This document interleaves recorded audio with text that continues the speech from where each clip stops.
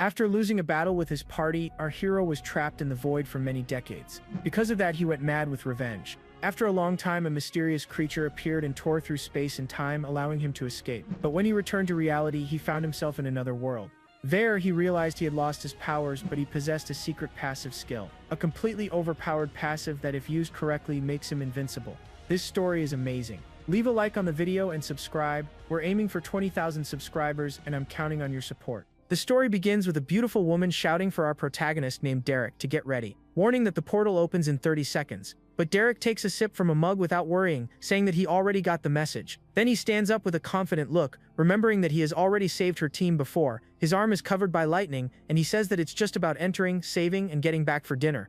Annoyed by his attitude, Sylvie jokingly calls him an idiot and keeps focusing on maintaining the portal. Then she yells that it's time since the portal has finally opened completely. Derek is already in his full armor, announcing that now is the time for action. Without hesitation, the warrior walks determinedly and enters the purple vortex of energy. The scene shifts to a setting of destruction, with people fallen and a lot of blood on the ground. With his face all bruised, he wonders how things reached that point. Devastated, Derek helps a comrade as they are surrounded by monsters while trying to save an ally. Then days, years, or decades pass with him floating alone in the darkness of the void. Now older, he remembers that tragic day which repeats endlessly in his mind. He thinks it was supposed to be a simple mission since he had already mastered the system on his own. In his memory, an ally shouts for him to run to the portal, saying that Sylvie won't be able to hold on. Another memory shows the team arguing since there was no time to save the others. With an expression of pain, he regrets thinking he could save everyone at that moment. At that moment, he ran toward the closing portal, shouting that he could still save his friend. He calls himself an idiot, thinking how his stubbornness led to that tragic situation. The final memory shows him carrying a friend, telling him to keep walking toward the portal. He calls himself a liar, remembering the moment when a monster attacked him from behind. In his memory, Sylvie despairs upon seeing the portal about to close completely. Regretful, he asks why he tried to help, begging the portal to hold on a little longer. In the past, he was running with everything he had, shouting for the portal not to dare close in his face. Then he throws himself forward and stretches out his arm, desperately trying to reach the other side. But suddenly the portal closes on his arm, breaking everything with a crack. The young Derek is in shock, not understanding what had just happened there. His body is overtaken by purple energy as he tries to process the situation. Back in the present, he wakes from the nightmare with a gasp, completely disoriented. He falls to his knees in the void, wondering what he did to deserve such a fate. He questions whether it was because he wasn't strong enough, or maybe someone betrayed him, but he grabs his weapon, trying to believe that Sylvie and the others will come to rescue him soon. Then he waits in the void, counting the days until someone comes to find him. Without knowing how much time has passed, he trained with his weapon, meditated, and strengthened his body. He meditated, practiced, and trained, all in the hope of one day being able to see the sun again. Suddenly, a notification sound echoes through the void, and he looks up without understanding anything. An error screen warns that the system has detected him moving out of control range. Then several error alarms go off, and he panics, asking to wait. The system warns that the connection is being lost and tells him to return to the safe area. Desperate, he shouts that it's all he has left, but the connection to the system is lost. In despair, he cries and begs for them not to take away his system, his only hope. With a scream of anger, he punches the void, trying to break the invisible barrier of the place. He feels trapped since not even his high vitality saves him from the agony of regenerating. He thinks that no matter how strong he becomes, the cracks in his sanity only grow wider. With no more strength to fight, he finally gives up everything and asks to die in peace. He feels that he is losing himself again, slowly sinking into the darkness of that place. But then a rift appears in the void like a call, and he decides to answer this chance. A sound of something breaking echoes through the place, and he turns to look at the crack. He thinks he's seeing things, but his eyes shine as he realizes it's an opportunity. With a clenched fist, he notices that the rift isn't closing, it's a real exit. Surrounded by energy, he shouts that he's finally getting out of that place no matter what. He laughs without caring where he's going, gathering power to break the barrier completely. But something strange passes through the rift, leaving him confused, not understanding what it was. Suddenly a gigantic explosion happens, sending everything flying with full force. He is thrown backward, realizing that it was strong enough to break his prison. Then the creature that invaded the space lets out a deafening roar, revealing its presence. A dragon's head emerges, and he jokes that that's not the right way to greet someone. The monster growls at him, but Derek offers to teach the creature some good manners. With a smile, he says that he's curious to see his strength now that he no longer has the system. Without wasting time, he charges forward with his weapon in hand, attacking the beast. The creature retaliates immediately, firing an energy beam straight from its mouth. The explosion is gigantic, and Derek tries to defend himself from the attack with his own weapon. He manages to dodge a few blows but realizes he won't escape the next attack. Then he is hit directly by the explosion and thrown far by the impact. Lying on the ground, he stares at the monster and calls it an ugly bastard, still recovering. He grumbles in pain, realizing that the wound proves it's not a hallucination. Seeing his bleeding hand, he smiles and confirms that now he's 100% sure. With a clear mind, he says that it's been a long time since he last bled and that death is a good escape. The creature doesn't wait and begins to prepare a new magic attack in front of him. But Derek stomps firmly on the ground, getting ready to strike back with everything he's got. He narrates that after decades trapped, he finally found a chance to fight his way out. The creature doesn't like the idea and lets out a furious roar, preparing for the attack. Even losing his sanity, he dodges the energy beam with a quick spin of his weapon. Almost losing the will to live, he says that he managed to surpass all his limits. With a look full of hatred, he shouts that the monster has the choice to kill him now, or else he tells the creature to get out of his way so he can finally escape. The warrior then unleashes a massive attack that destroys the entire scenery around him. Using the floating rocks, he leaps skillfully to get closer to the monster, and with a victorious look, he prepares the final strike, declaring that he's finally out. With a laugh of relief, he passes through the portal and manages to see the sun once again. The warrior shouts, celebrating his freedom, but the scene rewinds a little to show something else. Before that, a boy was running breathlessly through the forest, wondering if he had escaped the danger. He runs desperately among the trees, thinking he should never have strayed from his village. To make things worse, the boy trips and ends up falling off a cliff, cursing his bad luck. He manages to reach the top of a mountain but runs out of breath when he sees he's stranded. Then a giant wolf appears behind him and the boy already thinks his end has come. The ground starts trembling and breaking, making the boy scream while trying to hold on. The beast charges at him and the boy can only scream for help while falling to certain death, either by the wolf or the fall. But to his surprise, the boy realizes he's still alive and becomes confused when he sees a strange light in the sky. Suddenly, a bolt of lightning crashes down from the sky, exploding in the water right in front of him. A warrior in armor lands right in front of the boy, who gets startled by the arrival. The boy panics, saying that he barely escaped a wolf and now thinks he's seen a demon. Suddenly, an error appears in the warrior's vision, warning that the system will eliminate the threat. Then, a purple energy blast throws him far away, with him not understanding what's going on. The energy causes a massive explosion, and the boy watches the scene completely shocked. The warrior ends up falling apparently unconscious in the middle of a clearing, vulnerable on the ground. Meanwhile, the wounded wolf stands up, facing the situation with a deadly stare. The beast then climbs onto a rock, watching the fallen warrior and waiting for the right moment. Derek remembers being trapped for a long time, reduced to fragments in the void. In his mind, he wonders if everything he lived through had really vanished. He wonders if his life, his system, and his home were real or just a dream. Then the wolf takes advantage of him being on the ground and bites the protagonist's leg hard, but he just grumbles, asking for 5 more minutes, leaving the beast confused by the reaction. Derek starts laughing, saying that the wolf's bite is tickling him. Annoyed by the mockery, the wolf shows its teeth and growls with even more rage. He then opens his eyes and shouts to stop, punching the creature squarely. The boy sees the scene and confirms that he's a demon while the man catches his breath. Suddenly, he picks up the wolf in his arms, treating the beast like a puppy, even growling. The warrior is impressed by the creature's attitude and smiles. Derek looks around, finally noticing what kind of place he had ended up in. He finds the decay beautiful and noisy, asking his new puppy to be quiet. The guy must be really messed up in the head to think that about a monster. Seeing the whole scene, he finally understands that none of it had been a dream. He becomes confused when he sees that his system is back, but it's different, and without his achievements. The status screen shows that he's level 0, but his attributes remain quite high. With his weapon in hand, he hopes that his skills are still with him. He tries to use the energy/ability, but nothing happens with his weapon. With an embarrassed look, he doesn't understand what happened while the wolf stares at him. He gets irritated and tries to use the ability several times, but none of them work. The warrior remembers the system error, wondering why the abilities won't activate. With the wolf chewing on his arm, he theorizes that his old system has merged with a new one. He wonders how he ended up in that place and where exactly he is now. He hears a branch breaking and becomes alert, asking who else is there with him. It's the boy, who kneels and begs not to be eaten, saying he just wants to go home. The warrior becomes confused, asking what the boy is talking about since he's not going to eat him. The boy asks if he isn't a man-eating demon, leaving Derek speechless. Derek becomes outraged and asks what about him looks like a man-eating demon. With that face, even a demon would be scared. The wolf then barks at the boy, who gets frightened and screams, falling backward in fear. Derek scolds the wolf, which makes the boy even more confused about the situation. He apologizes and asks the boy's name, introducing himself as Derek. The boy replies that he's Thomas and says he's still level 0 since he hasn't turned 13 yet. Derek is surprised, and the boy explains that one can only use the system at 13 and must kill a creature to unlock it. Beside the protagonist, the wolf gets nervous while Derek processes the idea of having to kill a creature to use the system. The atmosphere becomes quite awkward, with the wolf sweating bullets, already imagining what's going to happen as the two stare at each other comically.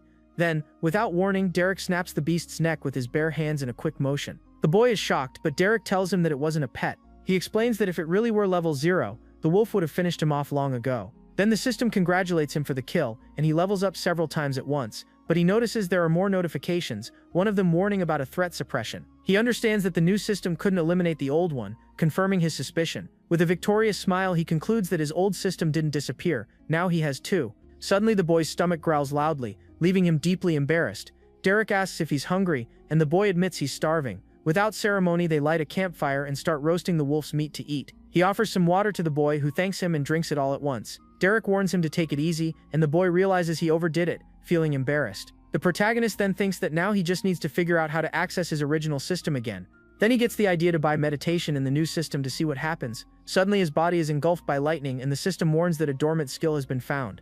The fusion completes successfully, and he recovers from the pain, feeling as if everything is burning. Then the system reports that meditation has evolved, and he wonders if he still has his old skills. He understands that they merge with the new ones, and smiles, realizing he'll be stronger than before. A short time later, the boy asks if it's a good idea to cut his hair while walking through the forest. But Derek reassures him, saying that the mana machine does all the work by itself. He then brings up their deal, saying he'll only take him home if he tells him about the place. The boy agrees and begins explaining that everything there is ruled by the great system. He says his grandfather believes the system is fair, and that everyone should be grateful for it. But the truth is that the system isn't fair at all, since the nobles have advantages. They use their power to keep everyone else down, as if they were chained. To make things worse, they cheat the system to gain benefits and widen the power gap. With hatred in his eyes, the boy says that because of the noble's cruelty, his parents, Derek then tells him to be careful with his hair, and Thomas quickly begs him not to kill him. But Derek tells him to relax, joking that he won't kill him before seeing how bad it looks.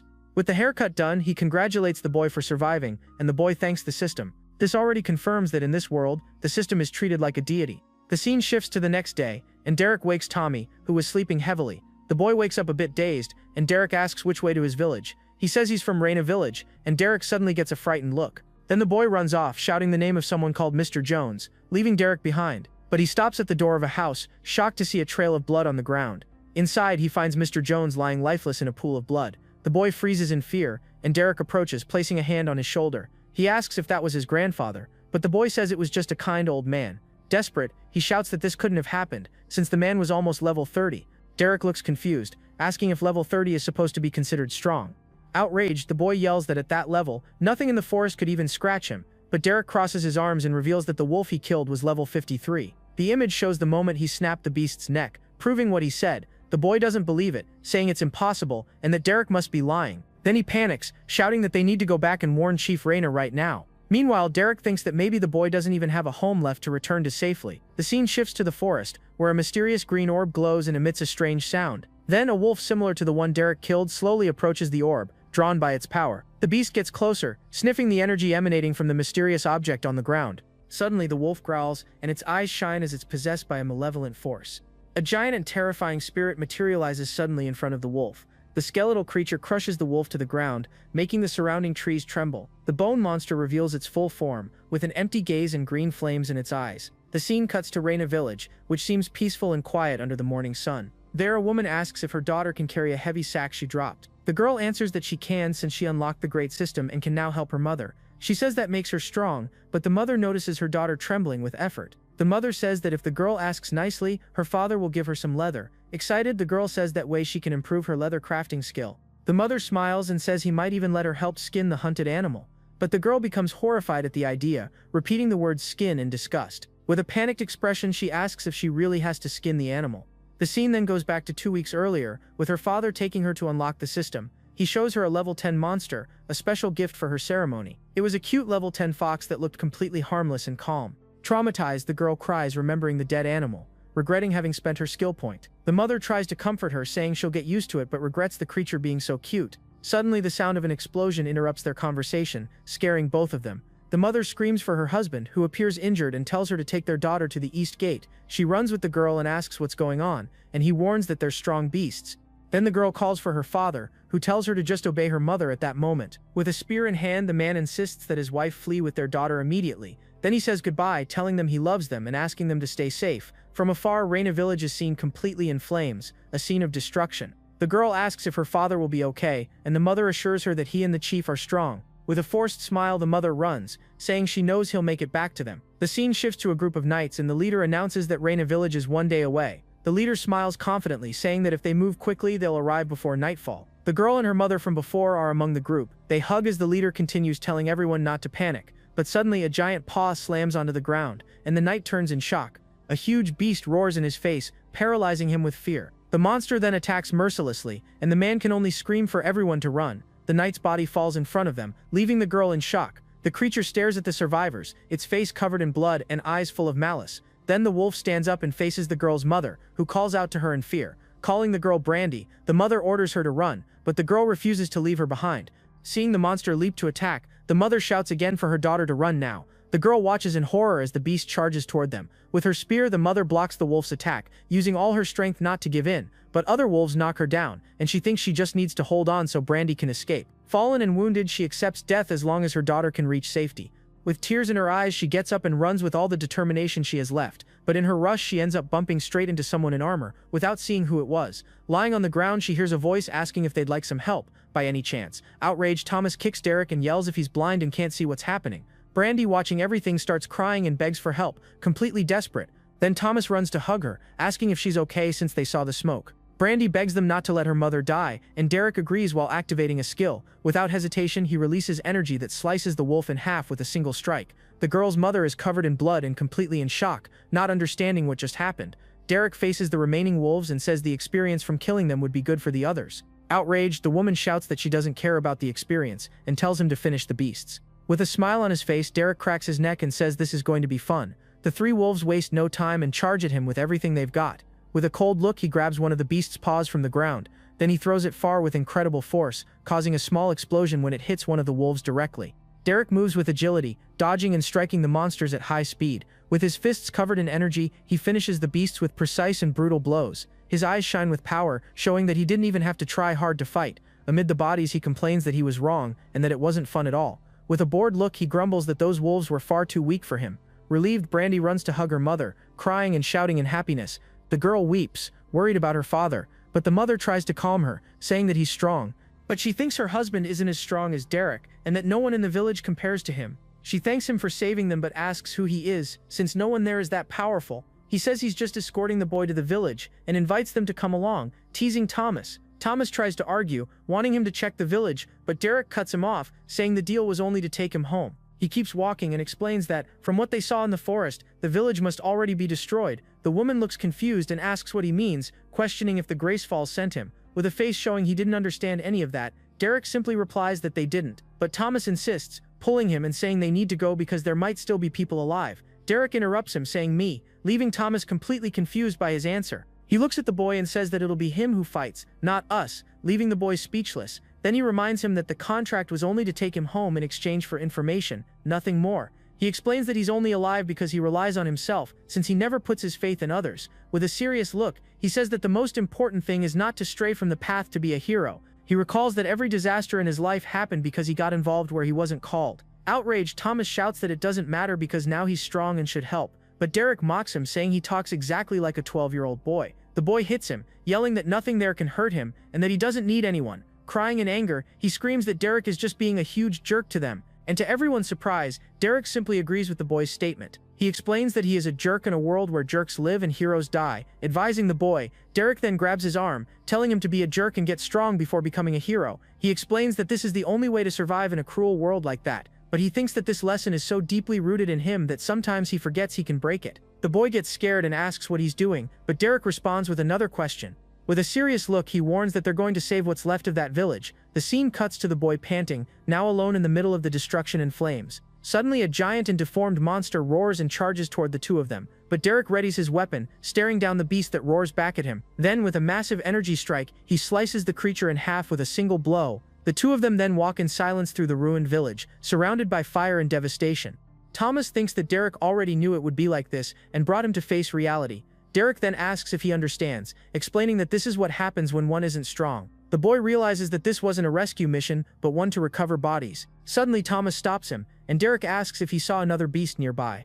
A groan of pain comes from under the rubble, and Derek tells the boy to just wait a moment. From beneath the debris, Chief Leon rises, and Thomas shouts his name in shock. Without thinking, the boy runs toward him, but Derek yells for him to come back immediately. The chief asks what he's doing there, and Thomas says they came to help. Then he sees a body on the ground and realizes it's Brandy's father, becoming completely devastated. Derek tells him that the man fought bravely but, unfortunately, won't survive. The scene shows the man impaled, and Derek adds that, in truth, no one there will. He asks if there isn't a healer, but the chief says no good one would ever come to a village. He thinks about his resurrection potion in his bracelet, but decides he can't use it now. He reminds himself that he's not a hero and can't be led by the boy's blind heroism. Thomas cries as he sees Brandy's father, and Derek thinks there's still something he can do. He then says he'll be right back, giving them some time to say their goodbyes to the man. Desperate, the girl's mother cries while Brandy begs her father not to die, but with his last strength the father tells her to be strong for her mother and that he loves her. Then his hand falls lifeless, and the man finally dies in his family's arms. The girl screams that she doesn't want him to go while her mother silently cries beside her. After the farewell, Derek says the place isn't safe and they need to keep moving. Seeing Thomas sad, he says he knows it's hard but the boy will get used to it. But Chief Leon gets angry and glares at him, asking who he thinks he is to say that. He says he knows Derek isn't from there and demands to know why he should let Thomas go with him. Thomas interrupts the argument, saying Derek was right about what he said earlier. With a sad look, he says he already lost before when his parents didn't come home. He feels envious because at least Brandy got to say goodbye to her father. With everyone gathered, they leave the village and Derek decides to check the system notifications. Then a blue screen opens in front of him, showing all the new information. The system notifies that he killed several monsters and can now choose a new class, but he's shocked by the options as they're far more insane than he expected. The first class is Shadow Fighter, which allows control over darkness. The second is Blade of Chaos, which turns him into the personification of destruction. The third is Eternal Guardian, and he wonders how he's supposed to choose between them. But suddenly his eyes widen as he realizes there's one more option there. He starts trembling and sweating cold, wondering what that new class was. The screen shows the Void Champion class, saying he's been chosen by the Void itself. A dark armor appears in his mind, and he realizes that's the power of the Void. He remembers the vastness and hunger of that place, which are now part of him forever. He recalls that the Void wasn't a teacher or ally, but a brutal and merciless master. Feeling as if the ground beneath his feet is dissolving, Derek admits that the Void had completely defeated him. He was broken and consumed, but the Void offered him something no one else could. And what it offered was control, so Derek accepts becoming the Void's champion. Now he and the Void were the same, and his body shines with a purple energy. Back in the present, the power bursts out, and Leon yells for Thomas to get away from Derek. Leon pulls the boy back and Thomas screams in confusion, not understanding what's happening. Then the system announces he has learned new skills, and he decides to test them right now. He begins gathering a sphere of purple energy, preparing for the attack. The chief thinks the energy has stopped, but Derek is only preparing to use the Call of the Void. A beam of purple energy shoots out with full force, and Leon thanks the great system for saving them. With a wicked smile, Derek finds this new power absolutely incredible. The energy beam hits the distant forest, causing a massive explosion. The chief and Thomas stare in disbelief, calling his name in shock. Far away, Brandy asks what's happening, but her mother doesn't know how to respond. The energy beam splits apart, and Derek looks up, wondering what that was. A creature from the void appears with a roar, and he wonders if it's a void beast. He stands there speechless at the sight, finding it unbelievable to witness. Terrified, Leon asks Thomas where he found a guy like that. Far away, Brandy asks again what's going on, but her mother still can't explain. With an excited smile, Derek realizes he now has his own summon. The void beast is fully manifested, towering gigantically in front of everyone. He asks what he should call it, and suggests Asher, with the creature growling in response. Derek notes that the beast is smaller than the other one, but says he can work with that. Chief Leon panics at his smile, asking if Derek is insane, but Thomas says he's not, though he's also stunned. The boy explains that he thinks Derek can control the monster, while Derek orders the creature to sit. When the monster doesn't obey at first, Derek commands it again to sit, but it attacks. The impact sends Derek flying several meters, raising debris and dust. Thomas screams Derek's name, but Leon holds him back, ordering him to stay behind. Suddenly, a glowing hand smashes the ground with force. Wearing his new armor,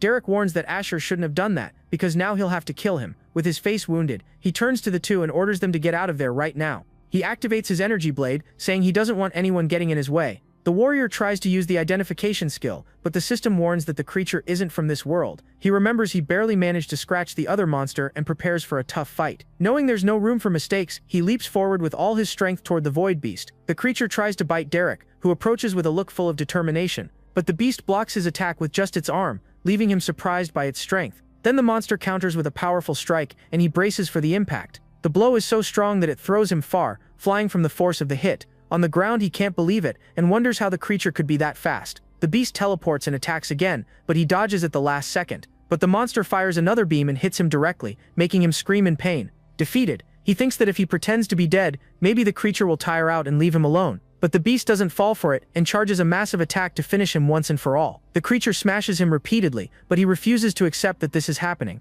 With his health at 20%, he activates meditation to try to recover. Even while healing, he knows he must get that monster off him as fast as possible. He stands up and rushes forward with his weapon in hand, trying a direct strike at the creature, but the beast is faster and manages to grab his blade with one of its hands. Then the creature strikes him with full force, and his health bar keeps dropping rapidly. His health plummets as the creature beats him mercilessly, leaving him more wounded with every hit. From afar, Thomas cries and prays for Derek to survive this fight. The creature then charges a dark energy attack, making Derek worried. He realizes he's taking too much damage, and that even meditation won't be enough to heal him. His health keeps dropping drastically, showing the creature's overwhelming power. Lying on the ground, he thinks he needs something to strike back before it's too late. With his face covered in blood, he finds a skill and spends his point on heavy weapon mastery. The system then warns it will merge the skills, and he screams from the pain of the process. The fusion completes successfully, and his new ability instantly reaches level 20.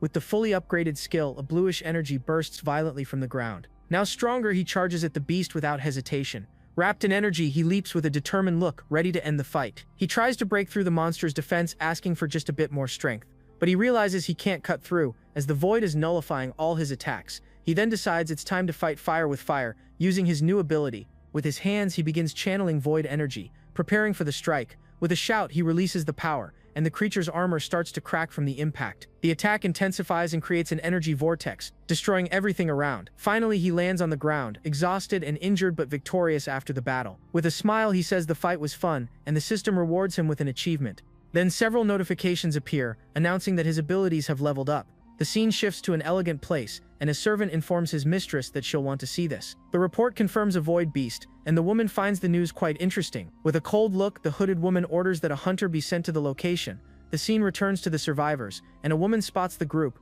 recognizing who's arriving. Chief Leon finally returns with the others, and the people celebrate that he's back. The villagers surround the chief, asking if everyone is safe and where the others are, but the chief is speechless, unable to tell his people the terrible news. With pain and anger in his eyes, he clenches his teeth, remembering everything that happened. Then a man says there's nothing left to return to, leaving everyone in shock. Devastated, he says he failed as a leader and should have died along with the others. Suddenly, Thomas shouts when he sees Derek, who mocks the boy for thinking he'd die. Embarrassed, the boy denies it and says he's just glad Derek came back safe and sound. Then Derek approaches the two women, and with seriousness, says he's sorry for their loss. He reveals that he stored the woman's husband's body in his bracelet so they can hold a funeral once they're safe. The woman is shocked and asks if he really did that for them, unable to believe his kindness. Gratefully, she thanks him for the gesture, and Derek simply nods in response. The scene shifts to nighttime, showing the survivors' improvised camp under the moonlight. Chief Leon tells everyone to stay close to the fire, but one of the men says nowhere is safe now. Alone near the flames, Chief Leon stares into the fire,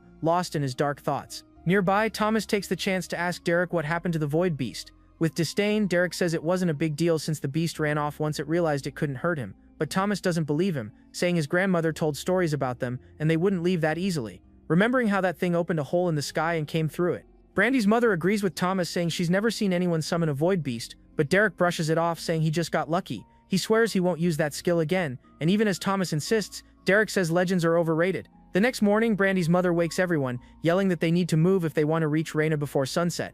As they walk along the road, Derek feels someone tugging on his arm and turns to see what it is. It's Brandy, who asks if she can keep some of the animals, leaving Derek confused by her request. She then explains that she means the animals stored in his bracelet since she overheard their talk last night. Seeing no problem, he agrees and takes a dead creature from his inventory that looks like a rabbit. He hands it to her, warning that the others are big and he'll give them later, and the girl thanks him.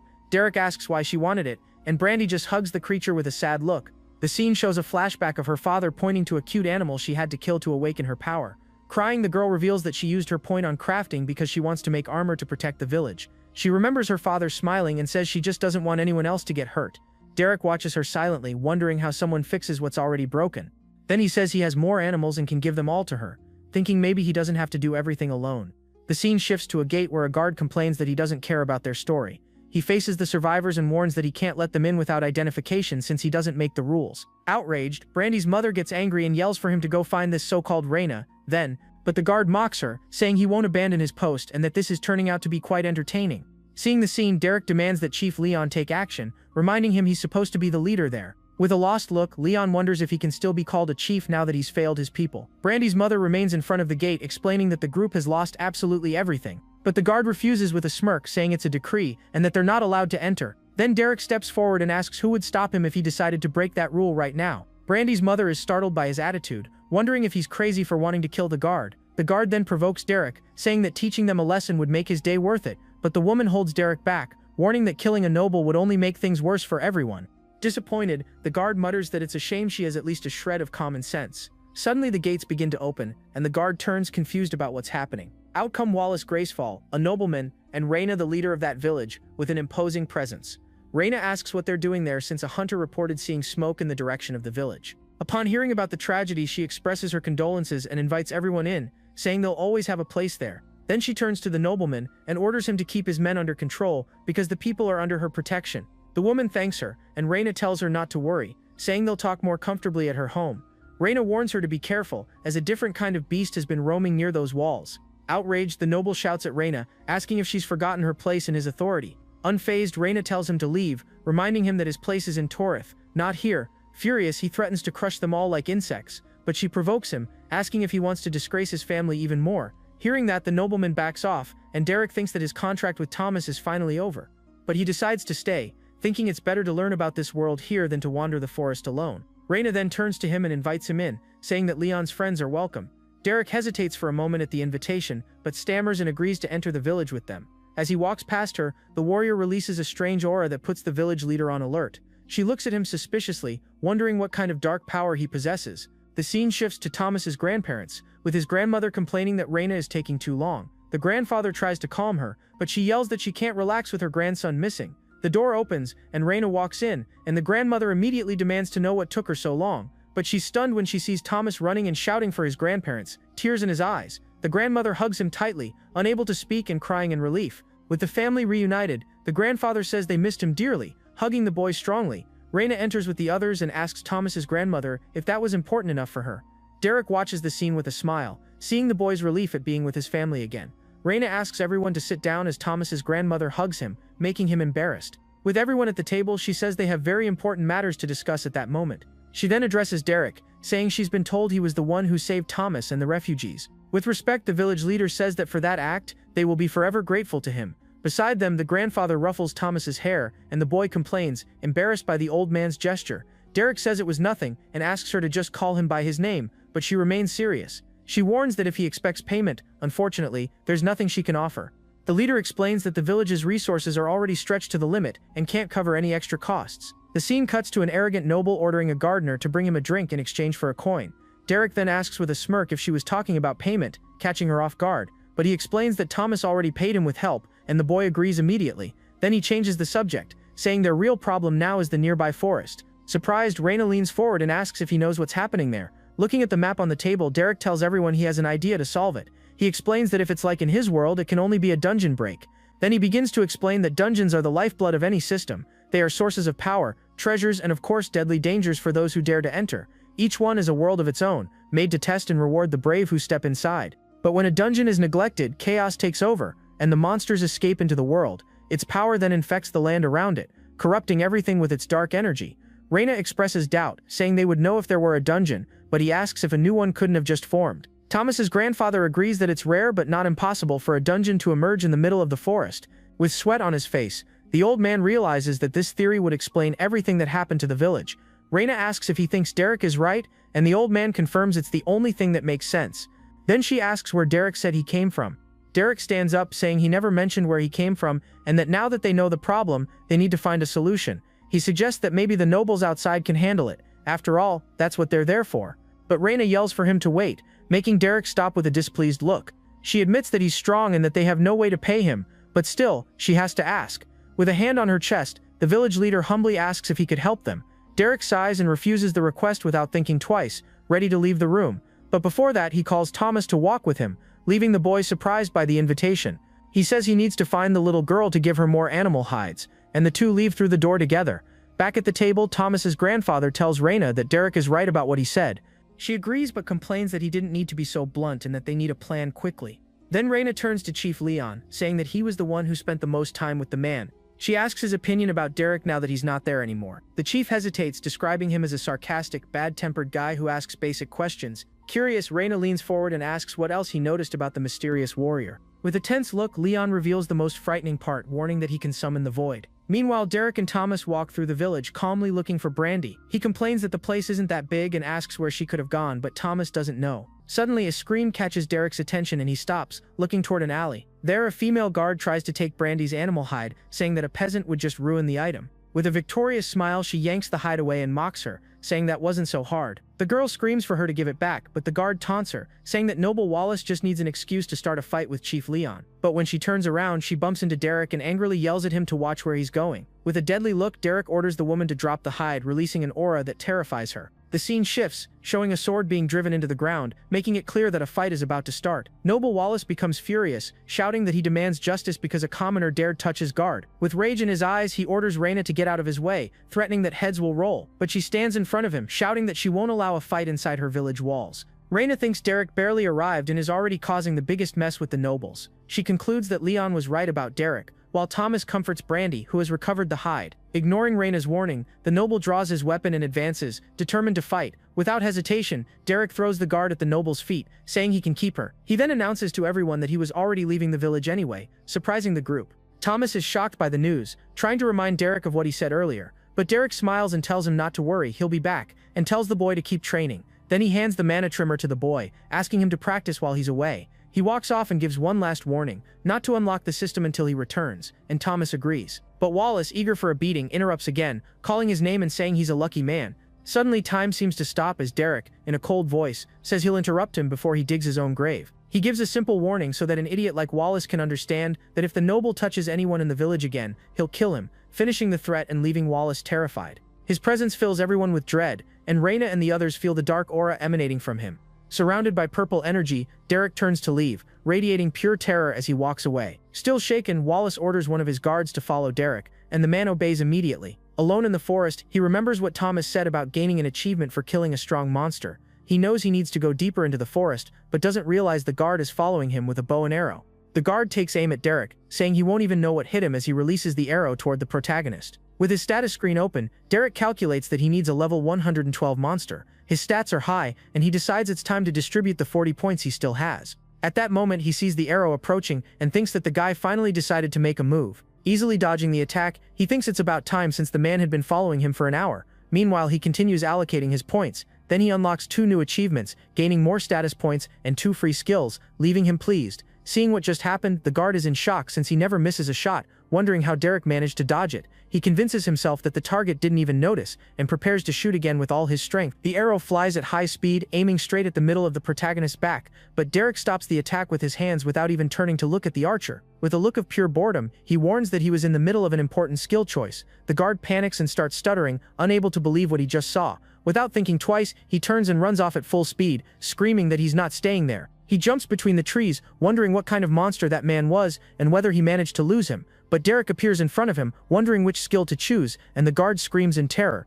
Sitting on a branch, Derek just watches as the man runs away again. He then jumps down from the tree and follows the guard, who shouts for him to stay away while Derek still wonders which skill is the better choice. Desperate, the guard tries to escape again and climbs onto a tree branch to flee from the imminent danger. From the top of the tree, the guard jumps and shouts the name of his skill, preparing an all-out attack. Several energy arrows fly toward Derek, who mocks him for shouting the attack's name. The arrows then explode violently, destroying the entire tree with a massive impact. Exhausted, the guard looks at the dust and wonders if he finally managed to hit his target.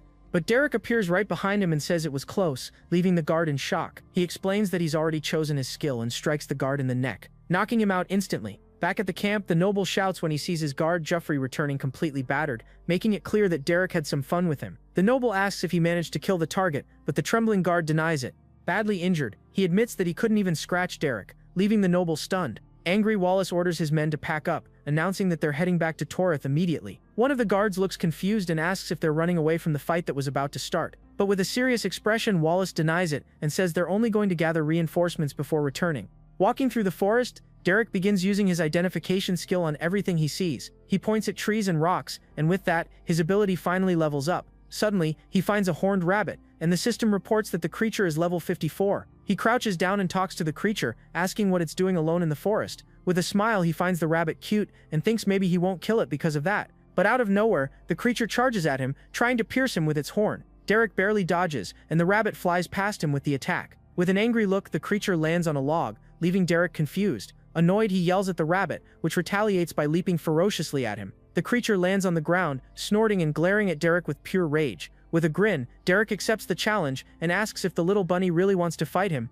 Then he snaps his fingers and gets ready, warning that now the real fight will begin. The rabbit doesn't wait and dashes toward him at full speed, but Derek dodges all the attacks easily and manages to grab the creature mid-air. Holding the struggling creature, he calls it a little demon, surprised by the rabbit's bravery. The rabbit bites Derek's hand, but the damage is so low that he starts laughing at the situation. But he realizes that while the damage is small for him, it would be fatal for someone like Thomas. Holding the creature firmly, he decides to just set it down and walk away. He bids farewell to the psychotic rabbit, saying its level isn't worth killing for. The rabbit glares at him in pure hatred, snorting as Derek walks away from the spot. Alone, he opens the skill screen and wonders which restorative ability he should choose. The system gives him only 3 options, and he complains that it's a stingy system when it comes to choices. The first is Poison Cure, which he dismisses immediately, and the second is Lifesteal. The third is Rejuvenation, a healing ability focused on a single target, and he finds the idea interesting. He thinks that Lifesteal would heal him more, but Rejuvenation could be used on others. Without much thought, he taps the screen and successfully learns the Rejuvenation skill.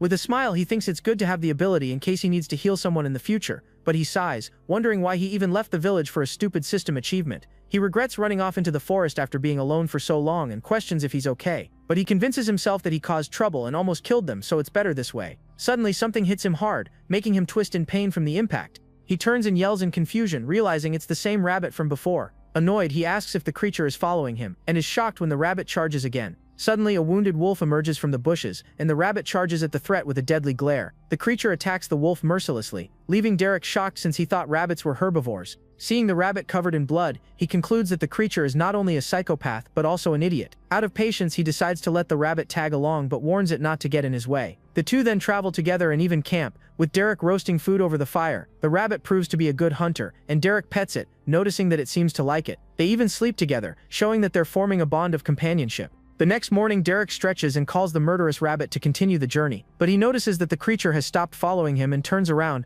confused to see what happened. Derek realizes they've reached a dark area filled with twisted roots and bones scattered on the ground. He understands that this is the rabbit's limit, as it stomps its paw, confirming its decision. Saying goodbye, he tells it not to wish him luck because nothing out there stands a chance against it. He keeps walking, thinking that sooner or later the farewell was bound to happen anyway. With sorrow and sadness on his face, he tries to calm himself as the loneliness starts weighing on him again. In his mind, he remembers the void and says he's only alone because it wants him to be that way. The warrior then faces the darkness, reaffirming that this solitude is his own choice. Suddenly, he spots the green orb and uses his identification skill on it. The system reports that it's the Immortal Dungeon, level 100, and he walks toward it. He says that inside he'd find a high-level monster for the achievement, but there's no way he's going in there. Derek steps back, afraid of being trapped again and deciding the risk isn't worth it. He decides it's better to head back since the nobles have probably already left the village.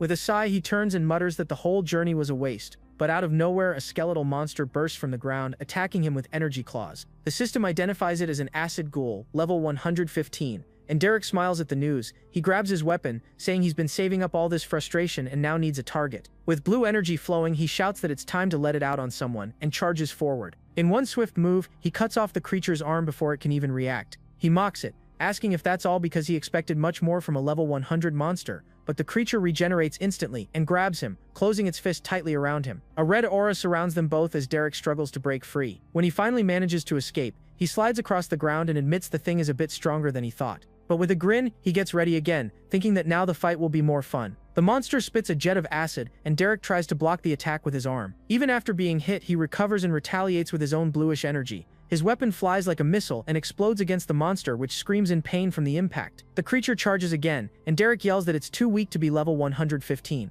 But the monster's acid hits him directly, burning his skin and clothes instantly. Furious, he raises his weapon against the monster and asks if that's the strength of this system. With a wicked grin, he tells the creature not to make him laugh as he unleashes his dark energy. He releases a pillar of purple power that tears through the ground straight toward the creature. The energy explodes violently, and Derek braces himself to avoid being blown away by the blast. With victory, he levels up several times and unlocks an achievement for killing a powerful creature. The area is left in ruins, and he grumbles at the pools of acid left behind from the fight. He realizes the acid destroyed his armor and decides to store it in his bracelet for now. His shirt is also torn, and he laments not having any more clothes from Earth to wear. He pulls out a simple tunic, thinking he really didn't want to have to wear one of those. The scene shifts to 2 weeks later, and a voice asks if Thomas is almost done. Thomas replies that he's nearly finished, completing the haircut with the mana trimmer. He shows the result to his client, who looks in the mirror to see how the cut turned out. The man loves it, and Thomas says that if anyone else needs a cut, they can come to him. Brandy sighs, and Thomas jokes that if she wants, he can cut her hair too. But she glares at him with a deadly look, telling him not to even think about touching her hair. Scared, Thomas gives up immediately, saying fine, he won't offer again. She goes back to her work, and Thomas asks worriedly if everything's okay with her. She says yes, but that she's done everything she could with the hides Derek gave her. She complains that she needs more hides, and Thomas sighs, wishing Derek would return soon. Then she remembers that his grandfather caught a frog for him to unlock his system. He confirms but says he refused because the frog was too weak and Derek told him to wait. The two look out toward the horizon, with Thomas confident that Derek will find something better for him. The scene shifts to Leon's destroyed village, where a hooded figure arrives at the site. The cloaked person runs a hand through the void's lingering energy, sensing the traces of the beast. With his fist clenched, he realizes someone killed the creature and that there's another energy present. The hooded figure touches the ground and senses that the energy trail leads somewhere. He concludes that the trail goes toward another village and runs in that direction. The scene shifts back to Derek, who laments how the monster's acid ruined his armor. He thinks that cleaning the dungeon would be a pain, but suddenly he's surprised by something. It's the rabbit, waiting for him in the middle of the path, just standing there silently. He wonders if it did that because it likes him or because it wants to kill him, and the rabbit charges at him with full force. Then Derek catches the rabbit and warns it that he promised to bring someone a strong monster. With a threatening smile, he says the rabbit is the perfect candidate if it doesn't behave. He explains that the creature can stay in the forest but cannot come to the village with him. Pointing a finger at the rabbit's face, he asks if it understands what he's saying. Out of patience, he sighs and puts the rabbit on the ground, giving up on arguing with it. He tells it to follow him and decides it's time to give his companion a proper name. The warrior asks if it likes the idea, and the rabbit seems to agree, hopping around. By the campfire, he suggests names like Snowball or maybe Bella while the creature sleeps. But suddenly blood splatters on him, and he realizes those names don't fit the beast at all. He watches the psychotic rabbit devouring a dead bear, wondering what kind of name would suit it. Thinking out loud, he says the creature is insane and tries several names, but none sound right. Then suddenly he gets an idea and smiles, believing he's found the perfect name for the creature. With a solemn air, he kneels and declares that the rabbit once known as Idiot will now be called Sylvie, and the two continue their journey through the forest together. A week passes, and the two finally reach the village entrance, ready to part ways for a while. Derek grabs a small creature and tells Sylvie that this is where their paths separate for now. With a smile, he explains that he can't take her into the village because she'd cause a massacre. He then asks her to wait in the forest, promising to return in a few days to get her. If she's still there, he jokes that maybe they can travel together again with their new friend. He wipes his face with the small creature, admitting that despite everything, he'll miss her. But suddenly the rabbit headbutts him hard, forcing Derek to dodge the hit. Annoyed, he yells for her to stay in the forest while the system identifies the creature as a level 50 squirrel. At the wall, he waves to a guard above, catching the man's attention. The guard asks who he is, and Derek introduces himself, saying he's finally back. He tells him not to worry about the gate and crouches to build momentum. With a jump, he leaps over the wall and the guard nearly slips in shock. He lands safely, grabs the guard, and compliments his new haircut. The guard thanks him awkwardly while Derek calmly jumps down to the other side of the wall. Inside the village, he shouts for Thomas, letting everyone know he's back. Thomas hears the call and starts running, almost knocking over a villager along the way. Excited, he keeps running through the village, leaving Brandy and the others behind. The two arrive talking at the same time, saying they've been training and leveling their skills. Brandy asks for more hides and a knife, while Thomas asks about the monster Derek promised him. Overwhelmed, Derek stands there stunned, not sure what to answer. Thomas shouts that he wants to be strong like him, and Brandy pushes him aside to talk too. Out of patience, Derek sighs and shuts both their mouths, complaining that they talk too much. He then makes a deal with Brandy, promising to help her if she reaches level 10 in crafting. Then he turns to Thomas, saying he brought him a present in his backpack,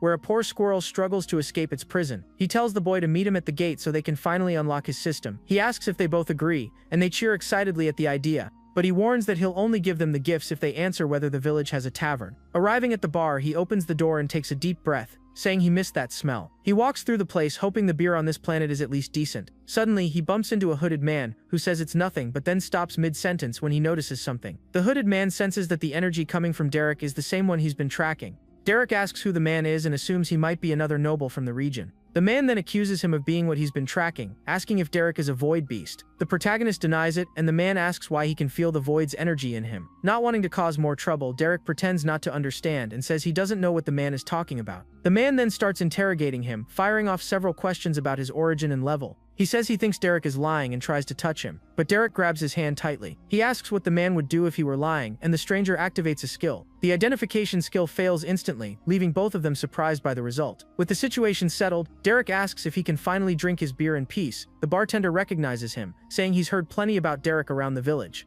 Then the hunter leaves, thinking he needs to warn someone named Stella about Derek. Derek orders a beer, and the bartender Bart introduces himself while serving the drink. He watches the man leave, relieved that the problem is gone but feeling it was a close call. Out of money, Derek offers a monster hide as payment, which makes Bart visibly excited. Suddenly, Brandy's mother approaches while Bart offers Derek a room on the house. But Brandy's mother interrupts, explaining that her daughter asked for him to stay at their home as payment. With a smile, the woman adds that she's already preparing a stew for dinner. The two walk through the village, Derek carrying the beers he got from the bar. She asks what the hunter wanted with him, but Derek immediately dodges the question. She warns him to be careful since that man works for the crown. The warrior takes a sip, asking if she means the kingdom, but she shakes her head. She explains that the crown is a powerful organization not tied to the government. In fact, it's a restaurant, but one with massive influence throughout the entire realm. The woman finishes by saying that only the wealthiest and most powerful can dine there. She continues, explaining that their most prized delicacy is just one thing. It's the meat of the void beast, which makes Derek so shocked he spits out his beer. The woman explains that if prepared properly, the meat grants incredible bonuses to those who eat it. He doubts it, saying there must be weaker void beasts and not all of them are legendary. But she insists that even the weakest can destroy a village and that they're extremely rare to find. With a serious look, she stares at him and says she's sure he already knew all this. He simply nods, and they continue walking in silence back to her house. Later that night, Derek tries the stew and is surprised by how good it tastes. He compliments it, saying it's the best thing he's eaten in years, which makes the woman flustered. Thomas's grandfather agrees but gets scolded by his wife for nearly comparing her cooking to Brandy's mother's. Then Thomas excitedly asks if he's really going to unlock his system the next day. Derek confirms, saying yes if his grandparents agree with the plan. The grandfather agrees immediately, saying it would be cruel to deny it after the boy's long wait. The boy cheers with his arms in the air, overjoyed by the news. But Derek interrupts, saying there's one more condition before anything happens. He says it's been a long time since he's had a hot bath, and Thomas gets the message. The boy runs off excitedly, shouting that he's going to heat the water right away. Thomas's grandmother laughs and his grandfather chuckles, saying the boy has only one thing on his mind lately. Lost in thought, Derek feels a tap on his shoulder and turns to see who called him. It's Brandy, who hands him a gift, saying she made it to thank him. She explains that after burying her father, she felt lost, but working helped her move forward. Smiling, he accepts the gift and thanks Brandy for her kind gesture. Suddenly, Thomas yells that he needs more firewood, and the family continues chatting. Derek watches the scene, feeling that for the first time in a long while, he isn't alone. The warrior realizes he's finally escaped the void as he hears the boy complain about the bath. The next day, Derek runs with the boy on his back, leaping around and having fun. With one final jump, he stops in an open field, saying it's a good spot to start. He calls the boy, who's a bit dizzy from the run, and asks if he's ready. With a wide grin, Thomas shouts yes, completely thrilled about the moment. Derek then hands him a knife, warning him to be careful not to cut himself. He pulls the squirrel from his bag and tells the boy to kill the creature without hesitation. With one swift strike, the boy kills it instantly, determined to finally gain his system. A blue energy surrounds his body, and the system announces that Thomas has awakened. Derek asks how he feels, looking at him with satisfaction. Thomas wonders how he could have killed a level 50 creature, and Derek explains that the knife was forged by the same blacksmith who made his weapon.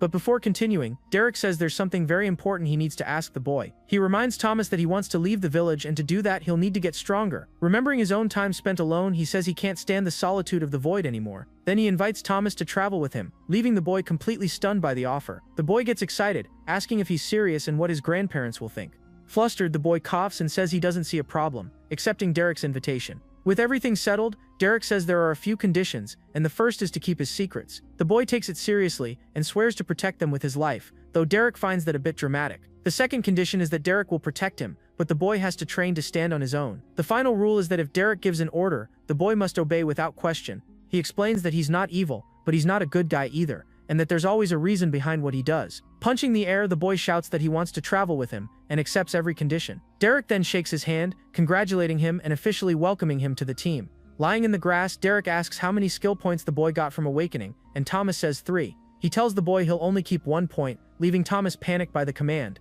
Without arguing, the boy obeys and spends his points on meditation and identification. Derek reassures him, explaining that those are the most powerful skills he can have right now. Then he says the last point can go to something more fun and asks what the boy wants. The boy yells that he wants to be fast, to strike before enemies can even see him. With his decision made, the boy spends his last point, putting everything into vitality and stamina. He tries to ask for a ride back, but Derek runs ahead without even waiting. The warrior shouts that it's a race and that the boy's already losing, leaving him behind. The scene shifts to a room where everyone is gathered, discussing something serious. With a sigh, Derek says that they'll all probably die. Reina questions whether he's saying that even silver rank adventurers at level 50 couldn't handle the dungeon. He reveals that he found the dungeon in the forest, and it was level 100. Everyone is stunned by the news, and Chief Leon realizes they'll need more help. He says they'll need gold rank adventurers, and Thomas's grandfather immediately agrees. Derek then asks for a map of the area, and the grandfather tells Thomas to fetch it from the drawer. With the map on the table, Reina explains that the red X's mark the known dungeons. Derek points at a spot on the map, saying the new dungeon should be somewhere around there. He asks permission to mark it, and Thomas's grandfather agrees without hesitation. After marking it, he asks if he can make a copy, and the old man allows it. He hands the copy to Reina and takes the chance to ask her something directly, why she's still level 31. Annoyed, she shouts if he used identification on her, but he reminds her she did the same to him. She explains that her class Stormblade is rare and takes much longer to level up. She adds that the local monsters give no experience, and that as the village leader she simply has no time to train. To make things worse, she says the village weapons can't withstand fights against high-level creatures. Suddenly, Derek tosses her a sword, leaving her completely confused. He explains that it's a gift and invites her to train with him and Thomas the next day. With a grin, he says if she shows up, the sword is hers, and then asks if she can use magic. She confirms she can, but still can't believe he'd give away a weapon that must be worth a fortune. With a determined look, she nods and says she'll join the training. Excited, he says goodbye, telling them he'll see them tomorrow, since he's heading to meet his friend Bart. The scene shifts to Wallace, who's shouting at his father, demanding reinforcements for his revenge. His father questions him, asking if he's really stooping so low as to intimidate a small village. He reveals that he's heard the village requested help from a silver-rank adventurer team. Angry, the father orders Wallace to go back and handle the mess he should have dealt with himself. Wallace tries to argue, but his father refuses to hear excuses. Furious, the older man stands up and yells for him to shut up and obey his command. Shaking with rage, the noble turns around and leaves his father's chamber. He accepts the order but vows to take care of them in his own way. The scene cuts to the next day, where Reina asks Derek if he's really sure about this. He spreads his arms and says yes, telling her to attack with everything she's got. With a confident grin, Derek says she should trust him, then jokes that he'd rather ruin his old shorts than tear another shirt. She accepts and prepares, surrounding her sword with bright blue energy. Even so, she decides to hold back a little, not wanting to hurt him. Her slash of energy flies toward him at full speed, and Derek gets ready to dodge. Watching the scene, Thomas panics, wondering if this is really just a training session. Derek takes the hit head-on, leaving everyone speechless. He praises the strike and tells her not to hold back next time, making Reina turn serious. She agrees and charges again with a strike even stronger than before. 10 minutes later, she's exhausted and out of mana, and he tells her to meditate to recover. While Reina meditates, Derek turns and calls for Thomas to begin his training. The boy answers awkwardly, dropping the practice swords out of sheer nervousness. Derek tells him it's his turn now, and orders him to pick a weapon and try to kill him. Thomas freezes, stunned, asking if he really just told him to kill him, unable to believe what he heard. With a sigh, Derek reminds him that he took 30 hits and asks if the boy really thinks he can hurt him. With a determined look, the boy understands the message and agrees to try to kill him. He grabs a weapon and leaps to attack, while Derek taunts him to come at full strength. With a shout, the boy swings, but Derek easily dodges the strike. The attack misses badly, and Thomas ends up beside him in an awkward position. They both freeze for a moment, with the boy unable to understand how he missed a stationary target. Derek mocks him for missing something that wasn't even moving, and Thomas apologizes, embarrassed. But Derek tells him not to apologize, to get better, and the boy misses again. Out of patience, Derek suggests he try another weapon, but Thomas complains that he wants to use daggers. Derek reminds him of their deal, and orders him to obey, telling him to try a spear this time. And so the days pass, with Reina leveling up her skill while Derek improves his magic resistance. Meanwhile, Thomas continues to struggle a lot with using daggers. But with a sword or spear, his talent becomes genuinely impressive to watch. Between training sessions, Derek hunts beasts for Brandy to practice crafting, and for Thomas to gain experience. At night, they return to the village and share dinner together. Thomas's grandfather asks Derek to go easy on the boy, explaining that his father also used daggers. Then Thomas calls Brandy to watch him train, boasting that he's getting really good. With a sad look, the grandfather reveals that the boy only wants to be like his father. Time passes, and Derek announces that Thomas reached level 10 and can now choose a class. He advises the boy to be smart and pick the best class, not just the coolest one. With a focused look, Thomas agrees and sits down to open his system menu. Derek silently hopes the system gives him great options, because the kid deserves them. With determination, Thomas reaches out, finally deciding which class to choose. A green light bursts out, and Derek is surprised he chose so quickly. Smiling, the boy says he didn't need help. He already knew the perfect choice. Derek is stunned when Thomas reveals he picked Rogue, the same class as his father. He asks if there wasn't anything better, and accuses him of choosing just to imitate his dad. Embarrassed, the boy admits that yes, the system offered much rarer options. He explains that he just remembered how cool his father was, and got carried away. But Derek cuts him off coldly, saying his father is dead, and that Thomas is terrible with daggers. He questions his decision to take the boy along, realizing he'd forgotten how young he really was. Desperate, Thomas grabs his leg, begging to go with him so he can become strong. Derek asks how he can trust him when he doesn't obey or keep secrets. Crying, the boy swears an oath to the great system to protect Derek's secrets. A notification appears, declaring that the oath is lifelong, leaving Derek surprised. He asks why the boy did something so reckless, and Thomas says it's because he wants to follow him. Derek accepts, but warns that this is his last chance, and says they'll return to prepare things.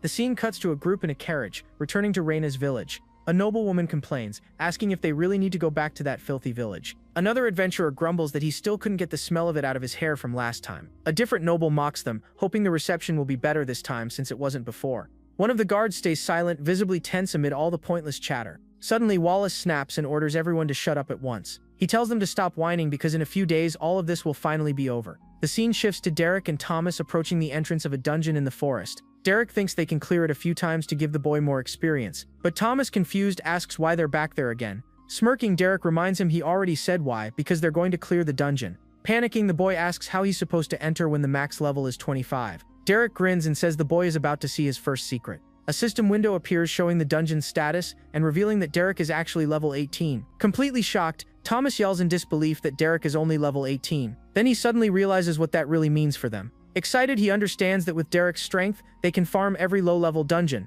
With a wicked smile, Derek asks who said he was going to fight. He's just going to watch. He pushes Thomas forward, saying there's no better training than fighting for survival. The countdown ends, and both are sucked into the dungeon in a flash of light. They arrive in a cavern that looks like a jungle filled with birds and exotic plants. A toucan watches from above as Derek turns to the boy and asks if he's ready. But the boy, trembling, asks if Derek is sure about this, gripping his arm tightly. Derek reassures him, reminding him that he has high-level daggers and Brandy's armor to protect him. He jokes that the boy has enough vitality to take a few hits, and that he still needs to level his healing skill. Swallowing hard, the boy nods with his dagger in hand, admitting it's a win-win situation either way. As they walk, small creatures can be seen moving around them. The scene shifts, showing how Thomas is handling the monsters. A giant mosquito attacks, and the boy screams for help. Then a massive beetle starts chasing him, making him run and yell through the forest. To make matters worse, a centipede grabs him, squeezing tight and nearly crushing the air out of his lungs. Next, a giant ant tries to stomp him flat, leaving him completely terrified and screaming for Derek. Derek suddenly appears and slices the creature clean in half, saving the boy at the last second. Collapsed on the ground, Thomas catches his breath and asks which part of that was supposed to be fun. Derek walks up and tells him to relax. He's still alive after all, prompting the boy to ask what's wrong with him. He asks to see Thomas's arm, and the boy yells in pain, convinced it's broken. Using his healing skill, Derek fixes the injury, and the boy immediately feels much better. With a pat on the shoulder, Derek tells him to get back into the fight. The dungeon won't clear itself. He encourages the boy, who prepares to battle again, but can't shake the feeling that something's seriously wrong with Derek. Suddenly, a giant beetle appears, and Thomas steels himself, muttering that he can handle it. Without hesitation, he charges at the monster, which notices the attack coming. But his strike misses badly, and Derek groans in disbelief and frustration.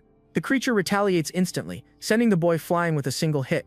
The giant beetle screeches, and Thomas thinks this might be the end for him, but Derek yells for him to dodge, and the boy rolls away just in time. Panting, he stands up, and Derek cheers, shouting that he did great. The creature doesn't wait. It charges forward, ready to crush the boy against the ground. It slams him into a tree, and despite the pain, he realizes Brandy's armor is holding up. Even as the armor cracks, he thanks his friend silently and insists he can still fight. With a swift slash, he hits the monster's leg, making it shriek in pain. He takes advantage of the moment and drives his dagger deep into its weak spot. Once the monster falls, Derek tells him it wasn't perfect, but at least he's improving, helping the boy up. Derek asks what he thinks his first mistake in that fight was. Thomas guesses it was putting too much strength into his swing, which threw off his balance. But Derek shakes his head, saying he was wrong before he even reached the beetle. He asks why Thomas didn't use his stealth skill, leaving the boy stunned. Frozen, Thomas tries to process what Derek just said. Embarrassed, the boy admits the reason is simple. He forgot he even had the skill. Outraged, Derek asks if he really forgot the only skill of the class he picked against his advice. Thomas nods, and Derek mutters to himself that the kid is unbelievably dumb. The scene cuts to the village, where a carriage rushes in and screeches to a stop at the gate. A guard on the wall yells down, demanding to know who's arriving without announcing themselves. Suddenly, the wall is struck, exploding under the force of an attack. The villagers panic, not understanding why the same adventurers have returned. But Wallace smirks and tells them not to worry. The city lord heard their request for help. With mock sympathy, he announces that they're there to save them. Raina prepares to fight, saying that if this is the kind of help they offer, wrapped in energy, she warns that they want nothing from that group. With fury in her eyes, she orders Wallace and his men to leave the village immediately. But the noble only grins with disdain, clearly enjoying himself. The scene shifts back to the dungeon, where a spider ant, level 18, appears before them. Now at level 17, Thomas dodges the attack smoothly, brimming with confidence. He claims he can handle it and charges forward, finishing the creature with a clean strike. He cheers in victory, but Derek yells for him to watch out for what's coming next. Another creature lunges, and Derek shouts for him not to lose focus in battle. Panicked, Thomas realizes his dagger is stuck and yells for help as the monster charges. A beam of purple energy suddenly slices the creature in half, saving the boy again. Collapsed on the ground, he laments that things were going so well and thinks a bigger weapon would have helped. He finally admits he's terrible with daggers, and as always, Derek was right. Derek heals him and tells him not to get discouraged. He's improved a lot since they started. With a serious look, Derek says he thinks the boy's ready, since they've cleared nearly everything inside. The two reach the boss chamber, and Derek reminds him of the plan: sneak close and strike the monster's head. With a thunderous noise, the boss room doors finally swing open before them. The boss charges out to attack, but Derek blocks the strike, shielding Thomas at the last second. Seeing the creature's massive size, the boy freezes in fear, doubting he can possibly kill it. Smirking, Derek says he's changed his mind. He'll hold the beast down so Thomas can finish it. Without hesitation, Derek rushes in, leaving the boy behind. He grabs the monster's arm with crushing strength, readying his counterattack. With a brutal motion, he slams the creature to the ground, shattering the floor beneath them. Holding it down, Derek shouts for Thomas that the rest is up to him. The opening is there. With determination in his eyes, the boy nods and readies his final strike. Without wasting a second, he runs forward and drives his dagger deep into the creature's weak point. The monster disintegrates into light, and the system announces the dungeon boss has been defeated.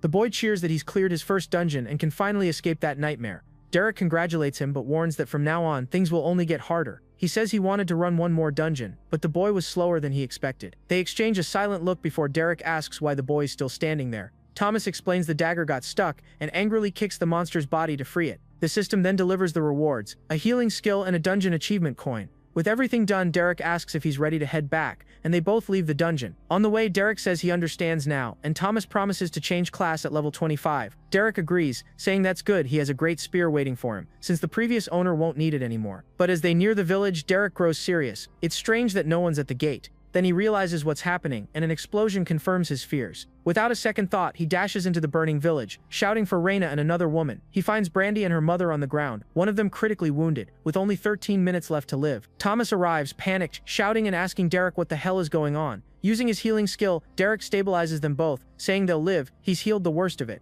He then tells Thomas to stay put, but the boy, crying, asks where he's going. With a dark look, Derek says he's going to find whoever did this, his aura flaring with power. The scene cuts to Wallace, threatening Reina and blaming her for everything. For the crime of disobedience, the noble sentences her to death before all his men. Without hesitation, one of Wallace's soldiers raises his sword, ready to strike the final blow. But Derek suddenly appears, reminding him of the warning he gave the last time they met. Wreathed in void energy, he finishes the threat. This time he's going to kill him. Terrified, Wallace screams for his men to attack and kill Derek immediately. One of the female adventurers charges, shouting for him to die, but Derek doesn't even flinch. With a single merciless strike, he knocks her unconscious on the spot. Her body hits the ground, and another woman cries out in horror. Furious, she screams that he'll pay for that, gathering blazing fire energy in her hands. She unleashes a massive burst, shouting that she'll burn him to ashes right now. The explosion is enormous, engulfing the street and filling it with smoke and flames. Panting, the woman says she did it for her sister, while Wallace watches the destruction. But through the fire, two glowing purple eyes pierce the smoke. Her attack failed. Derek steps out of the inferno without a single scratch, leaving her frozen in terror. Enraged, Wallace yells at his men, calling them idiots and ordering them to kill Derek already. An arrow flies toward Derek, but he casually catches it mid-air without even trying. The archer, the same one from before, panics as he realizes history is repeating itself. He tries to flee, swearing he won't die for Wallace, but is struck by his own arrow mid-run. His body falls lifeless from the rooftop, shocking everyone watching the fight. Amid the chaos, Thomas's grandfather pushes through the crowd, shouting for Derek and demanding people move aside. He runs up, begging Derek to stop, saying they're nobles. But with a cold stare, Derek replies there's no turning back. They already had their chance. His eyes gleam with energy as he says their chance ended a long time ago. Another adventurer charges, but Derek blocks the man's sword with just 2 fingers. The man stares in disbelief as his blade cracks apart, unable to comprehend it. With the fighter defeated, Derek walks slowly toward Wallace. The noble, furious, screams that all his men are useless. Then he releases his own aura, vowing to show them what true noble blood means. Wallace is enveloped in blue energy, boasting about his power and his lineage, but Derek only smirks in disdain, channeling the void to end the fight for good. Their auras collide in a massive explosion that tears through the village. Amid the blinding light, Derek grabs Wallace by the throat. Gasping for air, the noble begs for his life, promising to leave and never return. With a dark glare, Derek simply nods and says that Wallace is right, he'll never see him again. Without mercy, he tightens his grip as Wallace makes one last desperate plea for his life. Suddenly, one of the noble women seizes Thomas's grandfather as a hostage, shouting for Derek to release Wallace immediately. The old man begs Derek to listen, warning that killing nobles isn't worth what it will cost them. He explains that the punishment for slaying nobility is severe, but Derek remains silent. The noble woman takes advantage of it, yelling for him to obey and calling him a dog with scorn. Panicking, the old man repeats that if Derek kills Wallace, the entire village could be condemned. But then a sword pierces through the noblewoman's chest, and its wielder, smiling grimly, tells them to take their chances.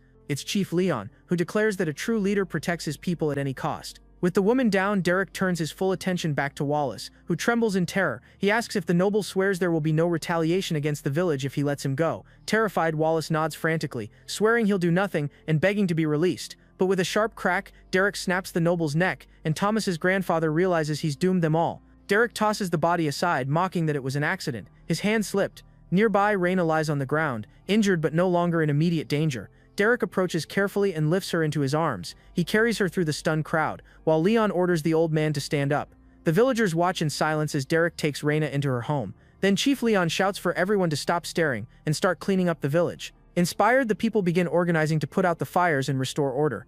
The scene shifts to Reina's house, where Derek lays her gently on the bed to rest. He sits beside her to keep watch, but a sudden system alert draws his attention. Several windows appear, and he groans that his plan to farm dungeons with Thomas is officially ruined. He thinks to himself that he must be the only person angry about leveling up, but then Reina calls out weakly. Worried, she asks if the village is safe, and Derek reassures her that it is. Relieved, she thanks him and he jokes that the nobles just died on their own, but she grabs his arm, warning him that it's serious. If anyone learns what really happened, they'll all be in danger. With confident eyes, he replies that then they'll simply make sure no one finds out. He says he already has a plan. All she has to do is make sure everyone keeps quiet.